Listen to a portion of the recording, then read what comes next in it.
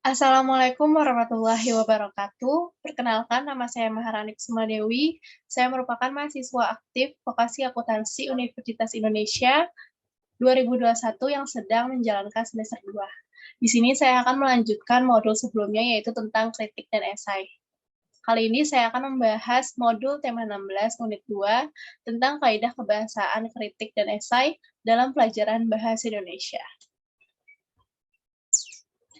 Sebelum saya menjelaskan tentang aspek kebahasaannya, teman-teman sekalian diharapkan membaca kritik Pak Muh dan esai para priai dalam priai pada modul tema 16 unit 1. Jika sudah, maka kita akan melanjutkan tentang aspek kebahasaannya. Yang pertama ada verba. Verba dibedakan menjadi dua macam, yaitu verba aktif dan verba pasif. Contohnya verba aktif yaitu Natasha bisa menggambarkan kisahnya dengan cukup memikat. Sedangkan contoh verba pasif yaitu mengapa guru? Karena priai orang terpandang yang dilihat dari kepintarannya.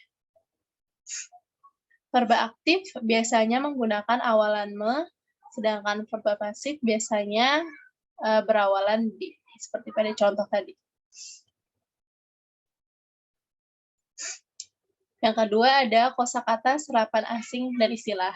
Contoh yang pertama, sebagai sebuah fenomena kebudayaan, priai telah menjadi status kelas, world view, dan bahkan lifestyle. Yang kedua, keempat, kebanggaan keluarga sastro pada gilirannya telah menjadi satu lukisan mozaik penuh warna dengan Islam sebagai background-nya. Kata bercetak mirim dalam kalimat tersebut merupakan kata serapan dan istilah. Untuk mengetahui maknanya, tentu kita harus membuka kamus KBBI atau kamus bahasa Inggris. Yang ketiga ada nomina. Nomina adalah kata benda. Nomina terdiri atas nomina dasar dan nomina turunan. Teks kritik dan esai banyak menggunakan jenis nomina, baik nomina dasar maupun nomina turunan. Seperti contoh yang pertama, perubahan karakter Pak Muh yang sangat frontal sedikit mengganggu. Yang kedua, ia hanya membutuhkan lebih banyak lagi bacaan untuk memperluas cakrawala pengetahuan. Nah, untuk nomina dasar adalah kata benda yang belum mendapat imbuhan. Contohnya pada kalimat yang kedua, sedangkan nomina turunan adalah kata benda yang sudah mendapat imbuhan. Contohnya ada di kalimat pertama. Yang keempat ada adjektiva. Teks kritik dan esai banyak menggunakan jenis adjektiva. Apa sih adjektiva itu? Adjektiva adalah kata yang dipakai untuk mengungkapkan sifat atau keadaan orang, benda, ataupun binatang. Nah, contohnya, kelemahan kecil lainnya adalah berubahnya secara tiba-tiba karakter Pak Muh yang awalnya digambarkan sangat lembut dan ramah menjadi pendiam dan kaku karena usahanya bangkrut. Nah, kalimat yang bercetak miring tadi itu merupakan contoh dari adjektiva.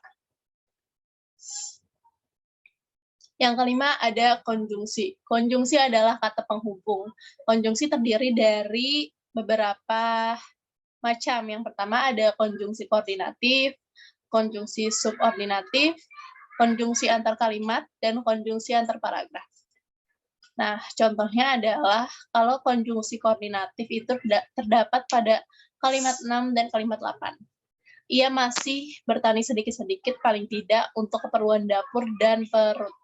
Nah, kalimat dicetak miring dan itu termasuk dalam konjungsi koordinatif. Yang 8 adalah ketika memandang priai sebuah fenomena, maka ada sejumlah ciri yang mesti diwujudkan atau paling tidak diyakini oleh seorang priai sebagai atribut kepriaiannya. Nah, kata atau yang dicetak miring itu merupakan contoh konjungsi koordinatif. Yang kedua ada konjungsi subordinatif adalah kata penghubung yang menghubungkan unsur-unsur kalimat yang bertingkat. Seperti pada kalimat 1 dan kalimat 5. Memang pada zaman Belanda, guru adalah profesi prestisius karena bisa mengantarkan orang ke dunia priaian. Terus kalimat 5, apalagi sastro menuruti nasihat bapaknya untuk tidak bergantung pada gaji saja. Nah, contohnya itu adalah yang bercetak miring karena dan juga untuk pada contoh konjungsi subordinatif.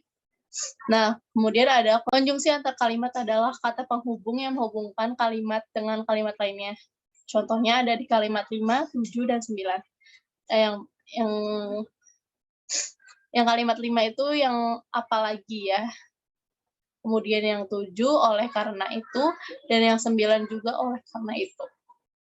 Terus kemudian ada konjungsi antar paragraf, yaitu kata penghubung yang menghubungkan paragraf antara satu dengan paragraf lainnya. Contohnya ada di paragraf 8. Ketika memandang priai sebagai sebuah fenomena, maka ada sejumlah ciri yang mesti diwujudkan atau paling tidak diyakini oleh seorang priai sebagai atribut kepriaian.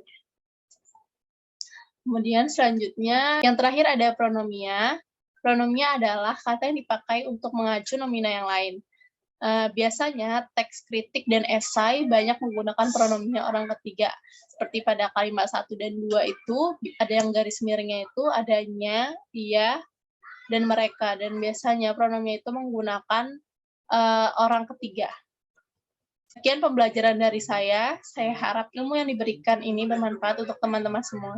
Terima kasih. Wassalamualaikum warahmatullahi wabarakatuh.